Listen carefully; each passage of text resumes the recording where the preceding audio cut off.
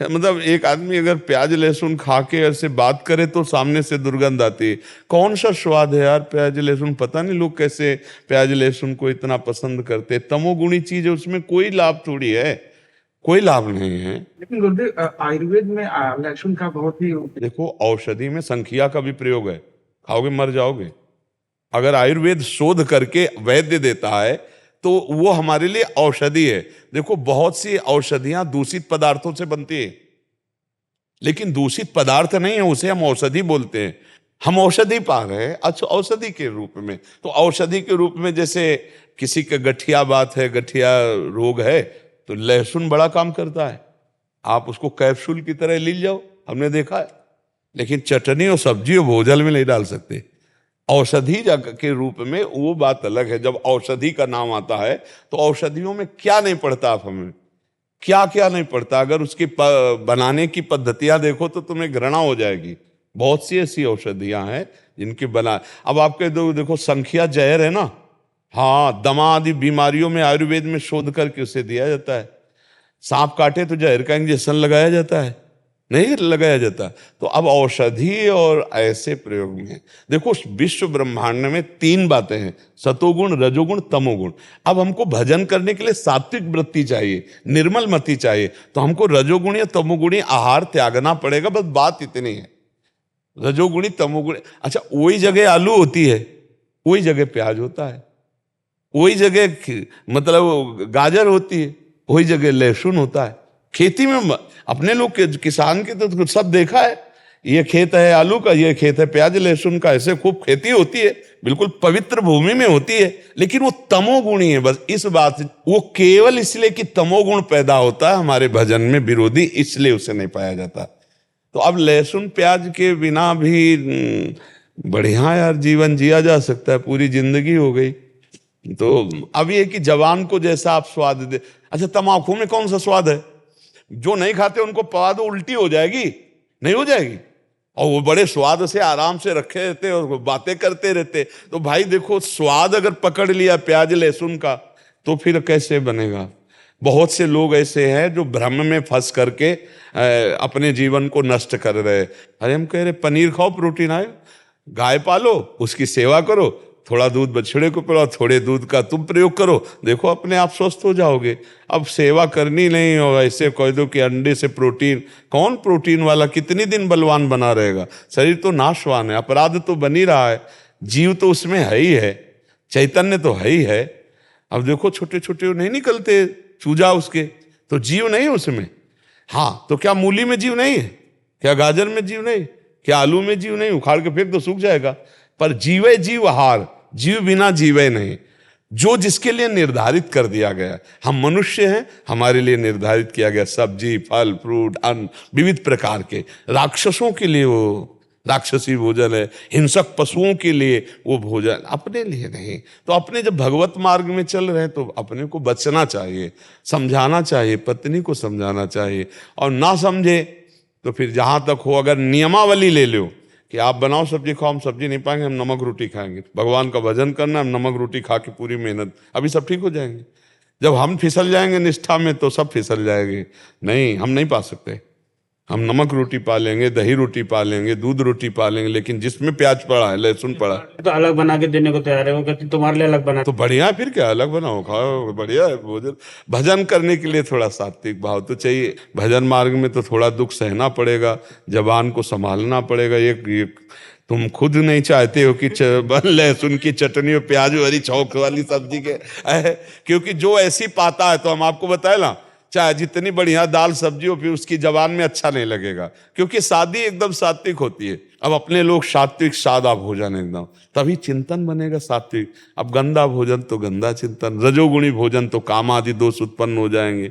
हम जैसा खाते अन्न वैसा हमारा मन बनता है। तो कोशिश करो, जैसे विद्यार्थी हैं, नौकरी पेशा वाले हैं, हम उनको ज्यादा इस बात पर जोर नहीं देते कि आप प्याज लहसुन मत खाइए। विद्यार्थी हैं, कहाँ पढ़ने जाना पड़े, नौकरी वाले हैं, कहाँ कहाँ जाना पड़े, अब आर्मी में हैं, कोई कहीं है, कोई कहीं। लेकिन यदि आप रह सकते हो तो मत खाओ। प्याज लहसुन खाना पाप नहीं है, पर दोष है। तमोगुणी है, उस तमोगुणी वस्तु का त्याग करके भजन में बढ़ा जाता है। अब नौजवान जैसे नौकरी पेशा वाले, अब उनको ये शिक्षा दो तो घूमते ही रहेंगे, भोजन ही नहीं मिलेगा। प्रायः हर जगह जहाँ भी किचन है वहाँ ये आजकल सब पड़ता है। तो इसलिए बढ़िया इतना ही है कि मांसवादी ना खाएं तो बहुत बढ़िया है, लेकिन जिनकी सुविधा है कि वो बिना खाए चल सकता है तो फिर चला लेना चाहिए। हमारी राय यही है कि अगर ऐसा आपका जीवन है कि आप बिना खाए रह सकते हैं प्याज लहसुन, तो फिर आप ऐसा करें, क्योंकि वो सात्विक है और भगवान का भोग प्याज लहसुन डालकर नहीं लगता है। और बिना भगवान का भोग लगाए हम वैष्णव जन कैसे पावे? इसलिए जो भगवान के भोग में नहीं तो उसका हम जीवन भर के लिए त्याग करते, तो ऐसे भाव से चला जाता है। दीपक शर्मा जी कुरुक्षेत्र से। राधे राधे। राधे राधे महाराज जी। महाराज जी आपके चरणों में कोटि कोटि प्रणाम। गुरु जी, क्या किसी दूसरे व अपने लाभ के लिए बोला गया झूठ अपराध है, और दूसरे किसी व्यक्ति या प्राणी की रक्षा के लिए बोला गया झूठ हमें अपराध तो नहीं लगता? हाँ, ये कह रहे हैं किसी दूसरे या अपने लाभ के लिए बोला गया झूठ। नहीं, सांसारिक लाभ के लिए झूठ बोलना तो ठीक नहीं है, लेकिन प्राण बचाने के लिए किसी के लिए, किसी को मृत्यु जनित कष्ट होने वाला है आपके सत्य बोलने से, तो अगर हम बदल जाते हैं, उसका कष्ट दूर हो जाता है, तो हमारे लिए सुकृत ही होगा, वो पाप नहीं माना जाएगा। लेकिन जैसे व्यापार आदि में है या ऐसी छोटी छोटी बातों में, तो हमें लगता है झूठ नहीं बोलना चाहिए। जैसे मान लो कपड़े का व्यापार है, तो सबको पता है कि वो दुकान खोले है तो मुनाफे के लिए खोले है, तो आपको मान लो 100 रुपया मीटर लगा, आप बोल रहे 120 रुपया मीटर देंगे। वो कह रहा नहीं जी कम करो, नहीं बिल्कुल कम नहीं हो सकता, बस। और उसमें ऐसे बेचा जाता है कि हम कसम खा के कह रहे तुम्हारे लिए केवल कह रहे 120 का, नहीं बिल्कुल मुनाफा नहीं पड़ता है।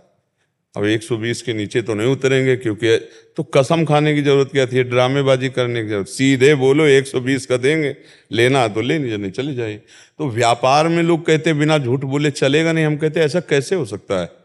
क्योंकि सबको ही जानता है व्यापार मुनाफे के लिए किया जाता है, उसका परिवार है, बिजली है, नौकर है, सारा कार्य उसका उसी से चल रहा है, तो मुनाफा तो लेगा ही। तो झूठ बोलने की क्या जरूरत? सीधी बात है, इतने रुपया किलो, इतने मीटर, ऐसा ऐसा।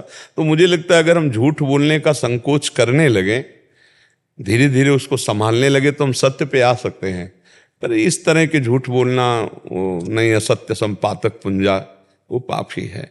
लेकिन किसी की प्राण रक्षा के लिए या किसी का बेटी का ब्याह हो रहा है, कोई ऐसे मंगल कार्य, किसी का बहुत बड़ा लाभ प्राप्त हो जाता है, गरीब आदमी अगर हम जरा सा बोल दिया तो उसका पूरा परिवार का प्राणों का पोषण हो जाएगा, कोई परेशानी नहीं है। ऐसी जगह जहाँ परहित हो रहा है वो तो बात चलेगी, जहाँ स्वार्थ की पूर्ति हो रही, ये छोटा लौकिक लाभों की, इसके लिए फिर सत्य का ही। अब आजकल तो झूठे ही लेना, झूठे ही देना, झूठे ही भोजन, झूठ चबेना, सत्य तो बहुत पीछे रह गया है। बोले आपसे बात करना था, बोले इस समय तो हम आगरे में हैं, वहाँ पर बगले वाली गली में वो पूरा झूठ बोल रहे, प्योर शुद्ध झूठ बोल रहे। तो मोबाइल बहुत झूठ बुलवाता है, नहीं बुलाता है? हाँ, तो हमें लगता है जो व्यवहारिक और जो व्यापारिक, जो सामाजिक, हमें सत्य पर ही चलना चाहिए, क्योंकि हम भगवत मार्ग के पथिक हैं, हमारा जीवन भगवान में है। तो अब सत्य भगवान का स्वरूप है, सच्चिदानंद रूप है, तो कोशिश करता है, अभ्यास से सब ठीक हो जाता है। हम सैकड़ों झूठ तो बेमतलब बोलते हैं, मतलब अगर हम सत्य बोलते तो कुछ नहीं बिगड़ता, पर हम सैकड़ों झूठ बोल देते, बहुत फ्री बोल देते। हमें लगता है इस समय तो विश्वास करना मुश्किल है कि झूठ बोल रहा है कि सत्य बोल रहा है। सही बात है, कई बातें ऐसी चेक की गई जो बिल्कुल 100% झूठी। मतलब एक होता है कि 10% सही है, 90% झूठ, लेकिन 100% झूठ बोल जाते हैं लोग। और कुछ लोगों का तो ऐसा मतलब जबान फिसली हुई है कि विश्वास नहीं कर सकते आप कि ये बोल रहा है, पता नहीं सत्य है कि नहीं सत्य है। कुछ लोग ऐसे होते हैं, हाफ हाफ में होते हैं, आधे आधे में, कि कुछ सत्य है कुछ झूठा है। कुछ लोग ऐसे होते हैं जिनका सत्य का परसेंट ज्यादा होता है, कभी बाई चांस झूठ।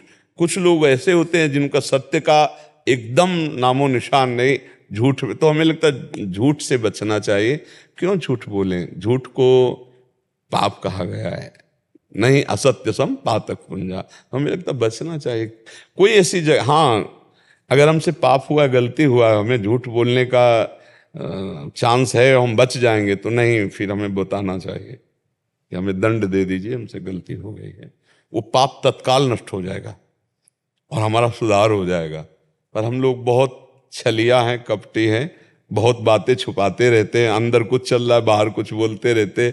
इसीलिए भगवान कह रहे मोहि कपट छल छिद्र न भावा, निर्मल मन जन सो मोहि पावा। इसलिए हमें भगवदानंद की अनुभूति नहीं होती। तो हम लोग अगर छल कपट सुधार पावें, थोड़ा झूठ बोलने पर शासन कर लें तो काफ़ी लाभ मिल सकता है। किसी के प्राणों को बचाने के लिए, किसी के जीवन को संवारने के लिए अगर हमसे छोटा मोटा झूठ हो जाता है वो कोई हानिकारक नहीं। अपने स्वार्थ के लिए नहीं होना चाहिए, अपने व्यवहार में झूठ नहीं होना चाहिए, दूसरे के लिए तो चलेगा जी। आकाश जी। राधे राधे। राधे राधे प्रभु जी। प्रभु जी, बहुत समय से एक प्रश्न विचलित करता है कि यदि हम इस जीवन मरण के अनंत भंवर से निकलकर ब्रह्मांड नायक जो कि खुद भी अनंत है उनमें विलीन हो जाते हैं तब भी हम अनंत ही रहेंगे। ये अनंत का अलौकिक रहस्य क्या है? नहीं, अनंत नहीं रहेंगे। समुद्र की तरंग वायु विकार के कारण है, वायु विकार हट गई तो आपका अगाध समुद्र स्वरूप है, अगाध अथाह, ऐसे अनंत है। अनंत का मतलब ऐसे अनंत नहीं है, अगाध समुद्र जिसका अंत ना पाया जाए उसे अनंत कहते हैं, जिसकी था ना पाया जाए उसे अगाध कहते हैं, अथाह कहते हैं। वो परमात्म तत्व अथाह अगाध अनंत है। तो तुम इसमें भय क्या है? तरंग बन करके हम उस समुद्र में ही उछल रहे हैं, समुद्र ही है। वायु विकार हटा, शांत समुद्र, अगाध समुद्र, अपना अस्तित्व खत्म हो गया। क्योंकि अभी अज्ञान है, वास्तविक ज्ञान हुआ नहीं, इसलिए डर लगता है, इसलिए चिंता कि यार आखिरकार क्या कैसा। ये सब आखिरी वाली बात मत सोचो, कदम वाली बात सोचो। जो आगे का कदम दिखाई दे रहा है, अगर उस पर हम पैर रखते चले गए तो अगली मंजिल हमारे लिए बहुत सरल हो जाएगी। जैसे हम गिरिराज जी की परिक्रमा लगाना शुरू करें और थोड़ी देर के बाद फिर किलोमीटर गिने, कितने किलोमीटर है? बोले अभी तो 19 किलोमीटर है। यार 19 किलोमीटर, और ये गिनना बंद कर दो और राधा राधा राधा राधा मस्ती से डोलते चले जाओ, पूरी गिरिराज जी की परिक्रमा लग जाएगी। तो परमार्थ के अगर किलोमीटर गिरोगे तो बहुत कठिन है, क्योंकि आगे की पता नहीं है ना। अब जैसे आप अनंत पे विचलित हो गए, अनंत का मतलब जिसका अंत नहीं है वो परमात्मा है, उसी में आप हो गए तो आप परमात्मा स्वरूप हो गए। ये ज्ञान की बात है और भक्ति की बात है। उसके दास हैं हम, उसके सेवक हैं हम, तो उसके समीप हम सेवा में सुख का आनंद ले रहे हैं। उसकी रूप माधुरी, लीला माधुरी, गुण माधुरी, उसी के साथ नाना प्रकार की क्रीड़ाएं, आनंद का अनुभव परमात्मा। जैसे अच्छा दोस्त मिल जाए तो कैसा समय कटता है, अगर धनी मिल जाए और समर्थ मिल जाए और बलवान मिल जाए और सर्वज्ञ मिल जाए और सिर्फ हमारे मन के अनुकूल चलने वाला मिल जाए, सिर्फ हमारे मन के अनुकूल, तो कैसा रहेगा? ये तो निहाल हो जाओगे ना। ऐसे दोस्त हैं भगवान हमारे, ऐसे पिता हैं भगवान हमारे, ऐसी माता हैं भगवान हमारे, ऐसे सर्वस्व हैं भगवान हमारे। ये तो सुख का विषय है, डरने का विषय थोड़ी कि उस अनंत में मिलके हम अनंत हो जाएंगे। ऐसे अनंत नहीं, इसे नानात्व तो कहते हैं। अरे जी, एक दृश्य दिखता है बार बार मेरे को सपने में, जैसे एक ब्रह्मांड से हम दूसरे ब्रह्मांड में। देखो बच्चा, स्वप्न असत्य है, स्वप्न असत्य है, जागृत असत्य है, साक्षात्कार जागृत और स्वप्न से अतीत है। जो न स्वप्न है न जागृत है, उस भगवत साक्षात्कार, इस जागृत में जो देख रहे हो इसे भगवान शंकर कह रहे हैं, उमा कहूं मैं अनुभव अपना। शंकर जी का अनुभव, सत हरि भजन ये जगत सब सपना। न ये रूप 50-60 वर्ष पहले नहीं था और पता नहीं कितने दिन बाद नहीं रहेगा, बीच में केवल दिखाई दे रहा है, इसका अस्तित्व है, सपना है। जैसे जगे तब सपना नहीं, और जब सोने के लिए लेटे थे तब सपना नहीं, बीच में सपना आया। बच्चा, ये स्वप्न है। जागृत अवस्था और स्वप्न अवस्था से अतीत तुरी अवस्था, भगवद आनंद की स्थिति में जब जाओगे, फिर जो दिखाई दे सो हमसे बताना आके, तो बताने लायक नहीं रहोगे, क्योंकि वो अनिर्वचनीय आनंद होता है। अभी जागृत में कोई झांकी आ गई जरा सी, स्वप्न में कुछ ऐसे कोई महत्व नहीं। छोटी मोटी अनुभवों को जब सोहनी लगा के हटा दो तब उस महाअनुभव का अभी कुछ नहीं। मतलब हमारे सामने भावात्मक झांकी भी आ जाए तो हम कोई जीवन मुक्त थोड़ी हो गए। उसके लिए तो काम, क्रोध, लोभ, मोह, मद, मत्सर सब पर विजय प्राप्त करके तब जीवन मुक्त अवस्था। इसीलिए क्या होता है कि छोटे छोटे अनुभव, छोटी छोटी बातें, छोटी छोटी मानसिकताएं, हम उसको भगवत प्राप्त मान लेते हैं, हम उसको दिव्य मान लेते हैं। हमको दिव्य पाना है। अब छोटे छोटे भोग, छोटी छोटी कामनाएं, छोटा छोटा फुसला देना, इससे मुझे क्या होगा? मुझे उस परमात्मा का साक्षात्कार करना है। मुझे ये छुपा छुपी का खेल नहीं खेलना कि स्वप्न में आप झलक दे गए, ऐसे दे गए, ऐसे। शर्माओ मत, सामने हमारे प्रकट हो। मैं देखना चाहता हूं कि आखिरकार परमात्मा कैसा है। आप चाहे जिस भाव में समझो, आप मुझे दिव्य दृष्टि दो, मैं आपको देखना चाहता हूं। मैं आपका अंश हूं और भगवान ने दी है। जैसे अर्जुन को दी, ऐसे भक्तों को दिव्य दृष्टि दी है और उनको अनुभव हुआ, परमात्मा का अनुभव हुआ। बिना अनुभव के ऐसा नहीं कि संसार में भगवत प्राप्त महात्मा ही नहीं है, ऐसा नहीं है। भगवान को आप प्राप्त करने का ये जो अवसर मिला मानव दे, ये छोटी मोटी बातों में मत, सही ढंग से चलोगे तो वास्तविक भगवत साक्षात्कार हो जाएगा, जिसके प्राप्त होने के बाद कुछ प्राप्त करना बाकी नहीं रहता। ब्रह्मभूता प्रसन्नात्मा न सोचति न कांग, अखंड प्रसन्नता, अखंड आनंद की अनुभूति, या भगवत साक्षात्कार प्रिया प्रीतम के रूप में जो जैसी भावना करता है। तो अभी छोटी मोटे प्रश्न जो अंदर उठते हैं, जो जागृत अवस्था के छोटे मोटे कुछ चकाचौंध आकर्षण और दिव्यता और स्वप्न की दिव्यता, इनको सबको गुप्त कर दो। हम साक्षात्कार करने के लिए निकले, जिससे जन्म मरण का चक्र हट जाए, भगवत स्वरूप हो जाए, भगवदानंद में। वो भयावह स्थान थोड़ी है, उसका थोड़ा अनुभव होने पर अभय हो जाता है जीव। आप कह रहे हो भय लगता है, तो अभी वो वस्तु अज्ञानी हूँ महाराज जी। नहीं, हम आपको कह रहे हैं हम तुम सब ही अज्ञानी हैं, हम तुम सब अज्ञानी। पर्दा हटा, ज्ञानी हो गया, वही आप ज्ञान स्वरूप हो। जो पंच भौतिक शरीर ये है वो ये है, और जो इसमें आत्म तत्व वही आप में है। थोड़ा पर्दा लगा के भोगों में खेल रहा है, वही अज्ञानी हो गया। जो पर्दा हटा के भगवान को, तो वही ज्ञानी हो गया। और पर्दा हटाने के लिए ही तो मानव देह मिला है, पर्दा हटाने के लिए साधु संग मिला है। तो अज्ञानी और ज्ञानी क्या? हम पथिक हैं प्रभु के मार्ग में। 1000 की लाइन लगी, आगे वाला जो साक्षात्कार कर रहा है उसी लाइन में तो हम भी लगे हैं ना। तो लाइन तो वही है ना हमारी सबकी, भगवत मार्ग। इसलिए हम कोई नीच नहीं है, हम कोई कम नहीं है, हमें चलना है प्रभु की तरफ। हमें उत्साह ही नहीं होना कि हम अज्ञानी, हम नीच, हम कैसे प्राप्त कर पाएंगे। नहीं, हम भगवान के अंश हैं। जैसे महापुरुषों ने प्राप्त किया, उसी मार्ग पे हम चलेंगे, हम उनको प्राप्त करेंगे। वो हमारे प्रभु हैं, हमारे स्वामी हैं, हमारे साहब हैं। समझ पा रहे हैं आप? रोली जी कानपुर से। राधे राधे। राधा वल्लभ श्री हरिवंश महाराज जी। महाराज जी, जब से आपका एकांतिक वार्तालाप सत्संग सुनना शुरू किया है, जीवन में एक हल्कापन सा महसूस होने लगा है। महाराज जी, मेरा प्रश्न है कि मूलतः आप नाम जप की महिमा बताते हैं। आपसे कई बार अजामिल जी की कथा सुनी, जिसको अंतिम श्वास में नारायण कहने से भगवत प्राप्ति हो गई, किंतु भक्त भरत को उनके अंतिम समय में हिरण की आसक्ति हो गई। हाँ, क्या था कि भरत ने उसमें भागवत में पढ़ के देखना, भरत जी का जहां प्रसंग हो, बहुत पहले ही हिरण में इतने आसक्त हो गए, मृत्यु के पहले ही, कि ना आप सेवा करते थे और ना भगवान का स्मरण करते थे। पूरा चैप्टर बदल गया हिरण के ही स्मरण में। तो अंतिम समय हिरण का स्मरण आया, भगवान का नहीं। इसलिए अगला जन्म हिरण का बने। पर पहले भगवान का भजन करते थे, इसलिए हिरण के शरीर में भी वही भजन वृत्ति प्रकट हुई। तो अगला जन्म ब्रह्मबोध संपन्न महापुरुष के रूप में, जड़ भरत के रूप में प्रकट हुए। आप समझ रहे हो? 3 जन्म लग गए, क्योंकि अंतिम बिगड़ गया, अंतिम फाइनल बिगड़ गया। फाइनल के समय हिरण का ध्यान आ गया, हिरण के बच्चे में रति रही तो चला गया। इसीलिए एक अहमता ममता ये जग में है दुखदाई, ये जब श्री जी की ओर लगे तो होत परम सुखदाई। एक अहंकार और ममता यही हमें बांधने वाली है। अगर ये अहम और मम प्रभु के चरणों में लग जाए तो महासुख की प्राप्ति हो जाए। अब राज्य परिवार रानी पुत्र सब छोड़ा था भगवान की प्राप्ति के लिए, तो हिरण के बच्चे में ममता कर लेना चूक हो गई ना।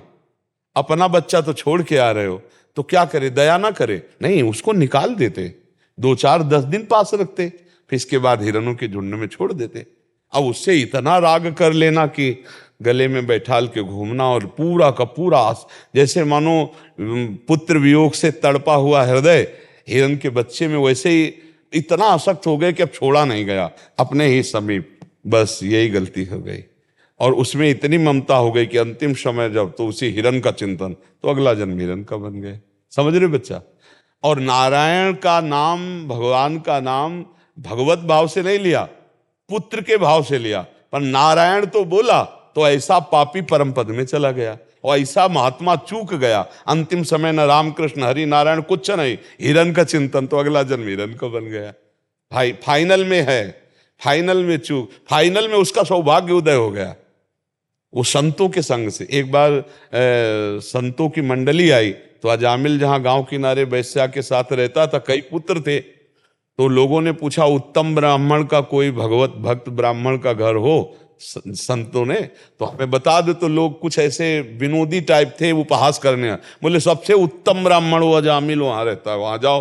तो बगीचा था सामने, उन्होंने ठाकुर जी विराजमान किए, आरती पूजा की। तो सोचा जब ब्राह्मण आएगा तब, और जब दे आया तो देखा कि तो महापापी, पशुओं का वध किए हुए और ऐसे। तो उनका अच्छा तुम्हारा अजामिल नाम, इसका मतलब किसी ने उपहास किया। तो जे ही इतने संतों को देखा, तो पूर्व में वो साधन संपन्न था, धर्मात्मा था, एक वैश्या को देख करके गंदे आचरण, मन फिसल गया। अब उसको याद आई अपने जीवन की, चरणों में लौट गया, बोला महाराज हम तो आपके दर्शन करने लायक नहीं, इतने नीच पापी, ऐसा क्या मेरा भी उद्धार हो सकता है? तो उनका उद्धार हो, पानी तो तुम्हारे यहाँ नहीं पिएंगे, भोजन भी नहीं पाएंगे, रुकेंगे भी नहीं, अभी यहां से चले जाएंगे, उद्धार हो सकता है। हम देख रहे हैं कि तुम्हारे आखिरी संतान होने वाली है, इसका नाम नारायण रख देना, उद्धार हो जाएगा। अब संतों के द्वारा उस पुत्र का नाम रखने के कारण विशेष प्रियता पुत्र से हो गई। अब वो जहां जाता अपने छोटे पुत्र को साथ रखता।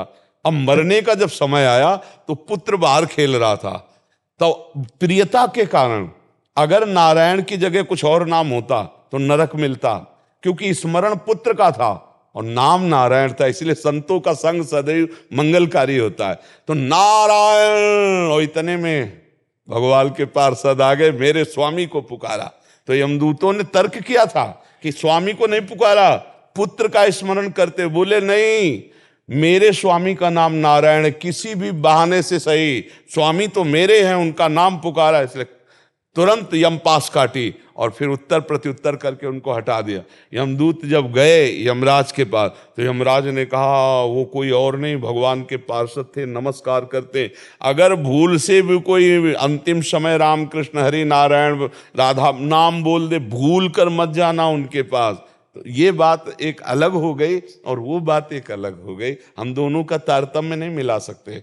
जिनका जीवन परम पवित्र भरत जी, उनसे चूक हुई तो अगला जन्म हिरण का, और जिसका जीवन अपवित्र और संत संग से एक बात बन गई, पुत्र का नाम नारायण, तो उसका परम गति मिल गई अंतिम समय नारायण पुकारने से। समझ पाए बच्चा? अंतिम समय में उनको जो गति मिली, इसमें भी कोई पुनर्जन्म के कर्मों का ही योगदान रहा? नहीं, वर्तमान का जो चूक है वो हुआ, पुनर्जन्म का नहीं, ये वर्तमान की चूक है। जब साधना के लिए भगवत मार्ग में चले हो, अपनी पत्नी से ममता त्याग दी, अपने पुत्र से ममता त्याग दी, राज्य से ममता त्याग दी, जिस भगवान की प्राप्ति के लिए, तो हिरण से ममता करने की क्या जरूरत थी? भाई ये चूक हुई तो अगला जन्म हो गया। चूक ने, एक होती गलती और एक होती प्रारब्ध। प्रारब्ध एक अलग चीज होती है, ये गलती थी, प्रारब्ध नहीं थी, ये चूक थी। जैसे दया करना कोई चूक नहीं है, उस हिरण के बच्चे को बचाना, 2-4-10 दिन उसकी सुरक्षा रखना, इसके बाद हिरण के झुंड में छोड़ देना। भगवान सबका पालन पोषण करते हैं, विश्व के सब हिरणों का ठेका थोड़ी लिए थे, वैसे हिरण मंडली में छोड़ देते, लेकिन आसक्तिवश नहीं छोड़ पाए, आसक्ति के कारण। अब फिर वही आसक्ति हमारे अगले जन्म का कारण बन जाती है। भगवान से आसक्ति तो भगवत प्राप्ति, शरीरों में जैसे पुरंजन की आसक्ति स्त्री में हो गई तो अगला जन्म स्त्री का प्राप्त हुआ। ये अंतिम समय जो स्मरण आएगा वो अगला जन्म बन जाएगा। हम लोग इसीलिए रात दिन भजन करने का प्रयास सब कर रहे हैं कि अंतिम समय भगवान का स्मरण आ जाए। भगवान कहते हैं अंतिम समय जब महान दुख की स्थिति होती है, जो जीवन भर मेरा भजन करता है, उस समय अगर भजन भूल जाता है तो मैं भजन बनता हूँ, मैं उसके हृदय में स्फुरित हो जाता हूँ। हमारा प्रयास भजन का है। देखो भजन तो कभी निष्फल नहीं होता। हिरण बनने पर भी भजन किया और अगला जन्म सिद्ध महापुरुष जड़ भरत जी के रूप में, ब्रह्मबोध संपन्न महापुरुष के रूप में। भजन कभी निष्फल नहीं होता, लेकिन लंबी यात्रा हो गई ना, 3 जन्म लग गए। भरत जी का जन्म और हिरण का जन्म और जड़ भरत जी का जन्म, नहीं तो एक ही में हो जाता, काम हो जाता। तो ये चूक बचाने के लिए ही सत्संग है, ये चूक बचाने के लिए ही भरत जी ने ये चरित्र करके दिखाया है। हम लोग सावधान रहें, इसलिए वो तो भगवान के पुत्र हैं, ऋषभ भगवान के पुत्र भरत जी, उन्होंने लीला करके ये बताया है कि ऐसी चूक में ऐसा जन्म आगे हो सकता है। अगर चूक ना हो तो भगवान की प्राप्ति इसी जन्म में पर्याप्त हो जाएगा, जितना समय इसी में भगवत प्राप्ति हो जाएगी। कोई नए ढंग से नहीं चलना, जो कर्म कर रहे हो भगवान को समर्पित कर दो, नाम जप करते रहो, भगवत प्राप्ति हो जाएगी। बड़े बड़े महापुरुषों ने इसी पद्धति से भगवान को प्राप्त किया है। उमादत्त शर्मा जी दिल्ली से।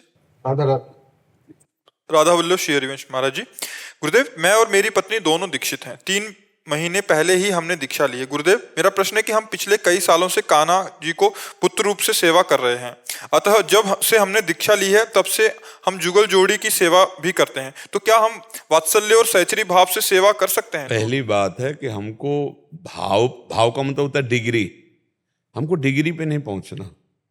पहले हमको देखना हम कितना समय दे पा रहे हैं चिंतन में। देखो, हम जब प्रारंभिक क्लास की पढ़ाई से परिपक्व होते चले जाएंगे तो भाव की दशा वो अपने आप ले लेंगे। वो आपको मित्र बनाना चाहते हैं कि आपको वो पिता बनाना चाहते हैं, आपको क्या बना, वो खुद आपके अंदर भाव आ जाएगा। अभी हमारे माने हुए भाव हैं, अभी कोई सिद्ध भाव थोड़ी है, कोई सिद्ध संबंध थोड़ी। अभी हमको जरूरत है इस बात की कि हम प्रभु को कितना स्मरण करते हैं और कितना भूल जाते हैं, इस पर केवल सुधार करनी हमें। अगर इस पर सुधार शुरू कर दोगे ना तो धीरे धीरे धीरे साधना हमारी बनने लगेगी। हृदय पवित्र जब हो जाता है तब फिर भाव का प्रादुर्भाव होता है। पहले भजन, अनर्थ निवृत्ति, साधु संग के द्वारा सत्क्रियाएं और हृदय पवित्र होना, फिर भाव, फिर महाभाव, वो सब आगे बढ़ता है। तो पहले हम भजन पर ध्यान दें कि हम हर समय जो गुरु मंत्र मिला है, जो गुरु नियम मिले हैं, उन नियमों का पालन करते हुए हम हर समय भजन में हैं कि नहीं।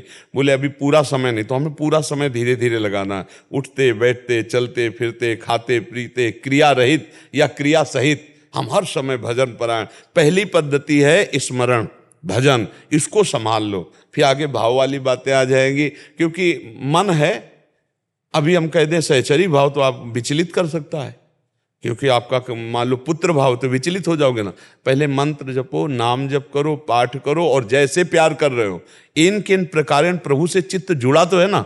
हम उनको लाला माने या उनको पिता माने या उनको मित्र माने, पहले हम अपने मन को जोड़ना सीखें प्रभु से। बराबर मन जुड़ता रहेगा, फिर वो हमको क्या पसंद करते हैं वो अपने आप आपके अंदर दृढ़ हो जाएगा, फिर उसकी चिंता लेकर लें।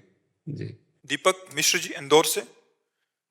राधा वल्लभ राधे राधे महाराज जी, आपके चरणों में दंडवत प्रणाम। महाराज जी मैं पिछले 1 वर्ष से YouTube के माध्यम से आपसे जुड़ा हूं, तब से नित्य आपके एकांतिक वार्तालाप एवं सत्संग का श्रवण करता हूं। आपसे भगवान नाम जप की महिमा सुनकर पिछले 1 वर्ष से प्रभु श्री राम जी के नाम का अधिक से अधिक जप करने का प्रयत्न कर रहा हूं। महाराज जी मेरा प्रश्न है कि गुरुदेव भगवान की नाम जप में निरंतरता एवं प्रभु के नाम में प्रियता क्यों नहीं हो रही, कृपया उचित मार्गदर्शन करें। देखो, प्रभु के नाम में प्रियता इसलिए नहीं हो रही कि भोगों में कहीं ना कहीं हमारी सुख बुद्धि बराबर बनी रही पीछे से। अब भी अंदर से देखो, सुन सुना के हमें लगता है कि भगवान के नाम से हमारा कल्याण हो जाएगा, हमारी कामनाओं की पूर्ति होगी, लेकिन नाम का कोई स्वाद नहीं है, नाम का कोई आनंद भी नहीं है, और भोगों का आनंद मन अनुभव कर चुका है। उसके लिए किसी के प्रमाण की जरूरत नहीं। हमारे शास्त्र कह रहे हैं कि भोगों में दुख है, पर मन अनुभव कर रहा है सुख, इसलिए वो भोगों का चिंतन तो स्वाभाविक कर रहा है, और भगवान का चिंतन जबरदस्ती कराना पड़ता है। अगर भगवान का चिंतन जबरदस्ती ना कराओ, छोड़ दो, तो भोगों का ही चिंतन करेगा। और आप जबरदस्ती कराना का प्रयास करो तो बीच बीच में भाग भाग कर भोगों का चिंतन, क्योंकि मन का स्वभाव बन चुका है कि भोगों का चिंतन करने से, भोगों को भोगने से सुख मिलता है। ये बैठ गया है हमारी बुद्धि में। एक ही है जिसे 4 कहा गया है। निश्चय करने के कारण बुद्धि का आ गया, संकल्प विकल्प करने के कारण मन का आ गया, और चिंतन करने के कारण चित्त का आ गया, और क्रिया को स्वीकार करने के कारण अहंकार का आ गया। इसे अंतःकरण चतुष्टय कहते हैं। पूरे डिपार्टमेंट में खराबी हो गई है। हमने स्वीकार कर लिया कि मैं पुरुष हूं, मैं भोगूंगा। मन ने संकल्प कर लिया कि भोगों में सुख है, बुद्धि ने निश्चय कर लिया कि अवश्य तुम जो कह रहे हो वही है, तो अब चिंतन उसी का बन रहा है। अब पूरे डिपार्टमेंट को बदल दे सो महात्मा, सो भगवत प्राप्ति। अब इसीलिए कठिन पड़ रहा है। पहले स्वीकृति बदले तो बात जल्दी बन जाए। स्वीकृति बन गई है कि जैसे मैं पुरुष हूं, तो पुरुष शरीर है ना कि मैं। जो मैं तत्व है वो न जाने कितनी योनियों में भ्रमण करते हुए चला आ रहा है। ऐसे इस योनि में आए, ये भी शरीर छूट जाएगा, अगला फिर शरीर आएगा, फिर शरीर को मैं मान लेगा, बार बार जन्म, बार बार मरण। तो स्वीकृति एक बार ये हो जाए कि शरीर मैं नहीं हूं, ये शरीर मुझे प्रयोग के लिए मिला है। आप स्पष्ट देखिए, आपके प्रयोग की ये वस्तु है, ना कि आप हैं। शरीर आप नहीं है, क्योंकि कहते हैं वो निकल गया जो इसमें रह रहा था। अब शरीर में क्या, जैसे कोई पधार जाता है, घर के लोग रोते हैं तो कहते हैं भाई अब मत रो, जो थे वो तो चले गए। तो मतलब शरीर नहीं था वो कुछ था अलग। वही आप हैं जो आत्म तत्व है, जो भगवद अंश है। अब ये ज्ञान जब तक नहीं होगा तब तक भजन में मन नहीं लगेगा। जब भजन में महत्व बुद्धि आ जाती है, भजन में सुख बुद्धि हो जाती है, तो फिर चैन नहीं पड़ता, फिर रात दिन भजन होने लगता है।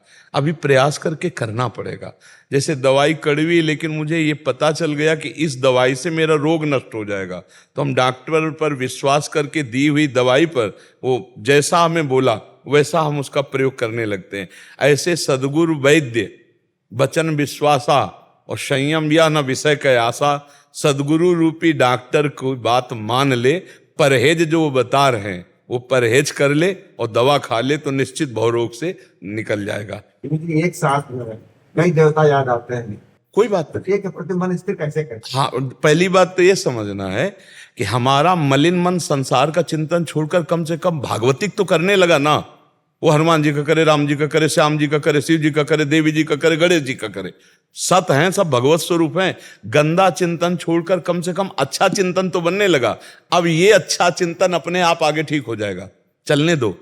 ऐसा सबके जीवन में होता है, ऐसा सबके जीवन में। तुम्हें कुछ नहीं करना, बस सत चिंतन करते रहो। जब मन आवे तब राम जी का भजन करो, जब मन आवे तब श्याम जी का भजन करो, जब मन आवे बर इधर का दैवी संपदा का।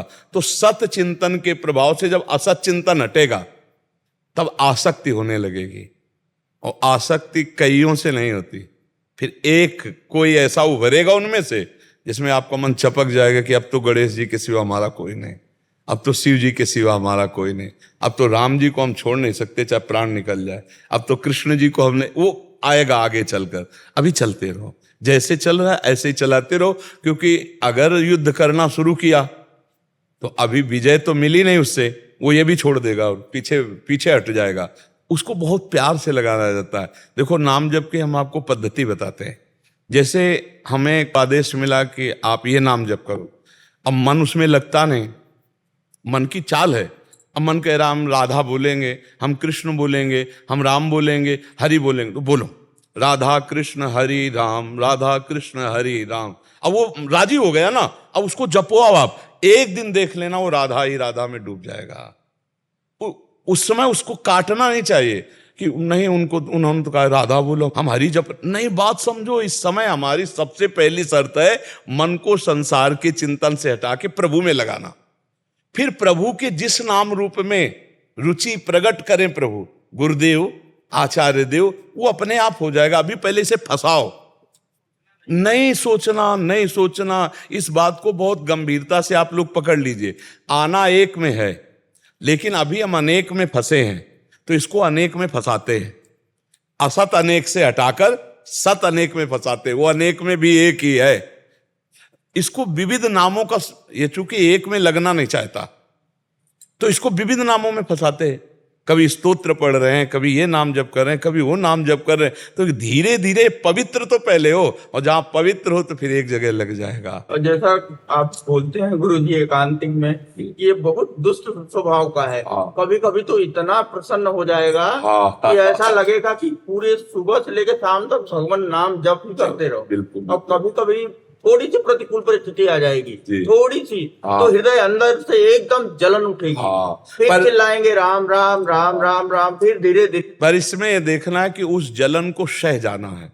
अगर सह गए, टूटे नहीं, तो आपकी भूमिका बढ़ने लगेगी हृदय की। और अगर टूट गए तो फिर आपको उसी क्लास में पढ़ना पड़ेगा। सहना बहुत बड़ी मतलब साधना है।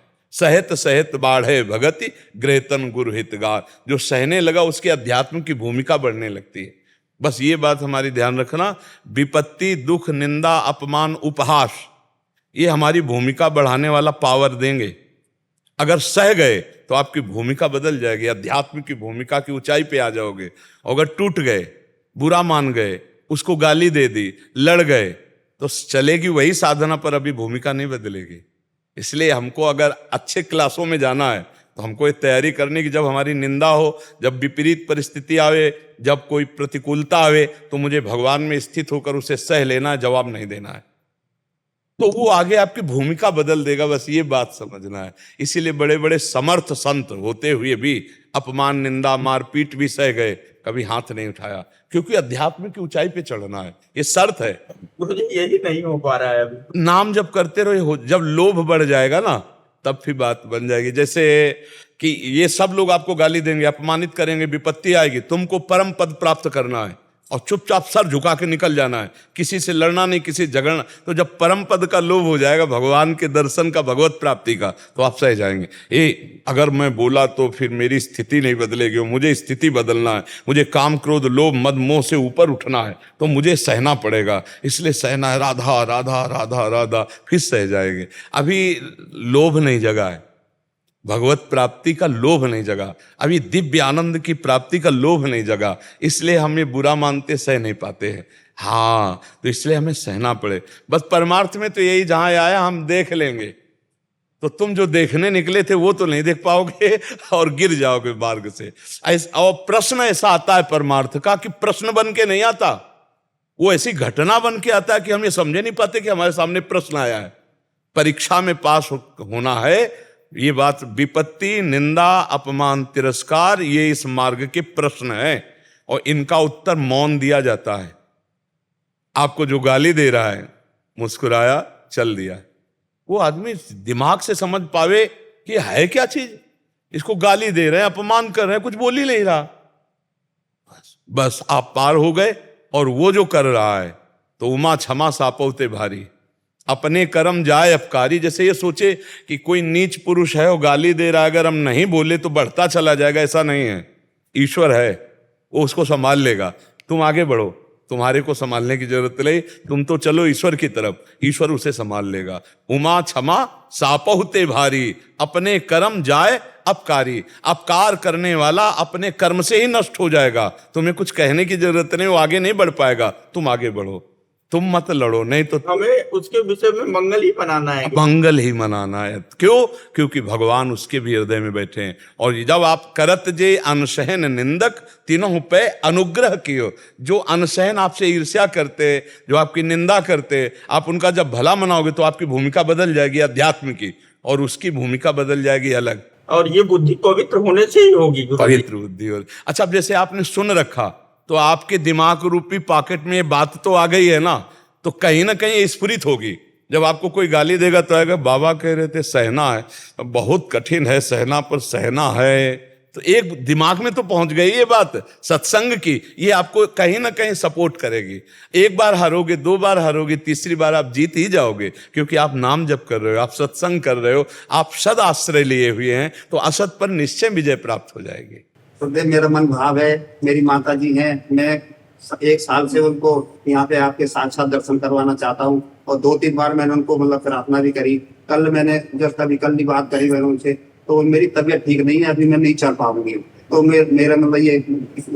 हाँ, ये तो आपका भगवत भाव है। अगर उनकी रुचि ना हो ना, तो राधा वल्लभ जी का चरणामृत और वृंदावन की रज ले जाओ, रज लगा दो, चरणामृत पिला दो, ना में कोई बात नहीं है, ठीक है। आपका कार्य महान है, लेकिन उनकी रुचि भी ना हो तो आप लाओगे भी तो वो लाभ नहीं मिल पाएगा। रुचि से होता है। हाँ, संत मिलन को चालिए तज माया अभिमान, जीव जीव पग आगे बढ़े कोटिन यज्ञ सा, अहो भाग्य आज मैं संत दर्शन करने जाऊं, वो एक उत्साह होता है। जबरदस्ती किसी को लाओ तो उस तबीयत ठीक नहीं रहती है। हाँ नहीं, वैसे भी जिसकी तबीयत भी ठीक हो, अगर जबरदस्ती लाया जाए तो विशेष लाभ नहीं मिलेगा। और जब भाव जग जाए, इसीलिए हमने कहा चरणामृत और रज लगा दो, क्योंकि रज में सब संतों की चरण रज है। और ठाकुर जी के चरणामृत का क्या कहना है, अकाल मृत्यु हरणम सर्वव्याधि विनाशनम श्री कृष्ण पादोदकम पीत्वा पुनर्जन्म न विद्यते।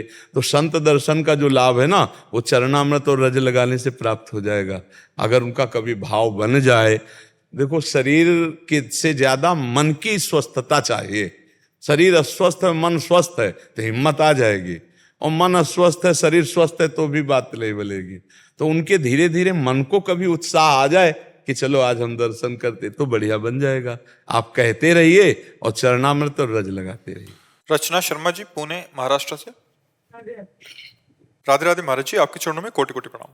महाराज जी, जब हम भक्ति मार्ग के पथिक होते हैं और प्रभु की शरणागति में होते हैं और जीवन का सत्य जानते हैं कि प्रभु और श्री जी के सिवा कुछ सत्य नहीं है, फिर भी कभी कभी क्षण भर के लिए इस अधम के मन में अश्रद्धा का विचार आ जाता है और मन बड़ा घबरा जाता है कि प्रभु ने सुना तो ये वो क्या सोचेंगे कि कैसा दास है ये, और इस अधम को स्वीकार नहीं करेंगे। बिल्कुल नहीं सोचेंगे, क्योंकि भूल भुलैया का मार्ग उन्हीं का बनाया हुआ है। ये भूल भुलैया का मार्ग उन्हीं का बनाया हुआ है। अपने ब्रह्मानंद रूपी भगवदानंद रूपी संपत्ति भूल भुलैया के मार्ग में रख दिया है। इसीलिए हम सदगुरु का आश्रय लेकर के उनके बताए मार्ग पे चलते हैं कि हम भूल भुलैया में ना फंसे।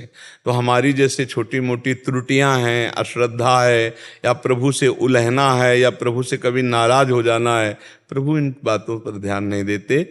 जन अवगुण प्रभु मान न काऊ, दीन बंधु अति मृदुल स्वभाव।